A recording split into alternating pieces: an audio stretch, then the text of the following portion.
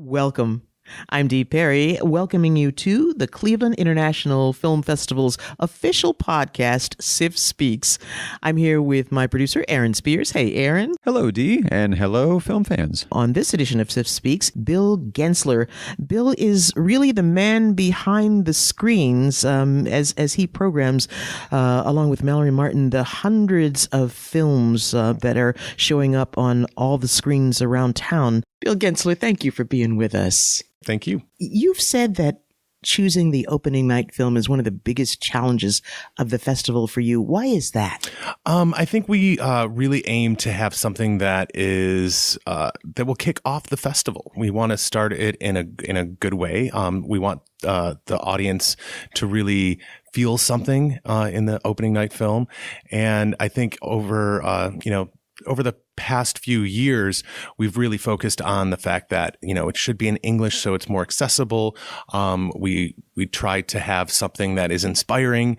We don't necessarily look for a specific theme, but we want something that people will leave the film and want to go to the party afterwards. The ideal opening night film does all of those things, but is there more to it that is... Are you looking to set a tone, or can you, for a festival that has so many different kinds of things? You can't really completely set the tone, but you can help. And so I think that one thing that we did last year by moving opening night to Playhouse Square is, the community feeling of it. For years and years and years when we were at Tower City, we used multiple theaters. For over 10 years, we were in 7 different theaters. And so everybody's very separated. And then they go to the reception and they're talking. But last year when we were at the Connor Palace and we had the party afterwards at the KeyBank State, it was one of the most amazing experiences since I've been working at the festival. And even the filmmakers last year just said that they would never be able to screen their film again in a setting like that, because you're seeing a film with close to 2,000 other people in one large room. And that's what those theaters were built for that communal experience. And to be at Playhouse Square and be in those beautiful theaters, both the Connor Palace and the KeyBank State, it's just amazing. There's just no movie theaters that really can accommodate that number of people anymore. So that is such a unique theatrical experience to have there. They're dwindling and dwindling. Like as they're building new theaters, they're just taking seats away. Especially like the recliner thing going in right now. It's just less and less people that actually enjoy the movie together. Speaking of this year's then, the film that you chose for this year, can you give us a little bit of a preview on what to expect? Yeah, it's a great family drama. It's about an older man reconnecting with his son. The older man lives in Scotland and he's diagnosed with a disease and he wants to get treatment. So he goes to San Francisco, meets back up with his son, and you learn a lot of life lessons along the way.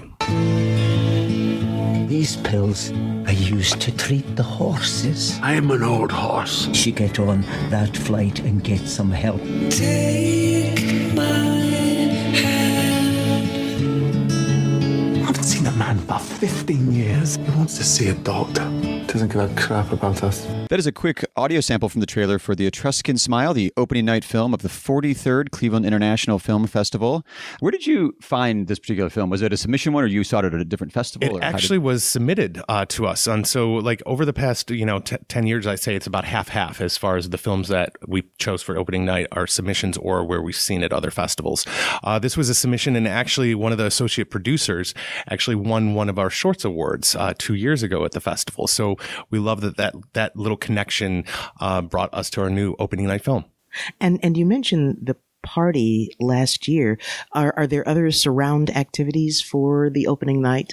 Yeah, it's just we have the film starting at 7:00 at the Connor Palace, and everybody heads over to the KeyBank State for the party, and we take over the entire theater, so people are able to be on the stage at the KeyBank State, which is very, very cool. It's just a great theatrical experience, and it's the perfect setting for an opening night film. Opening night is the kickoff to the festival. There's over 600 screenings following that, and it's going to be an exciting 12 days. And Bill Guentzler, thank you so much for taking some time out of what is, I guess, the busiest time of the year for you. Yes, it is. Thank you so much, Bill Guentzler. Thank you.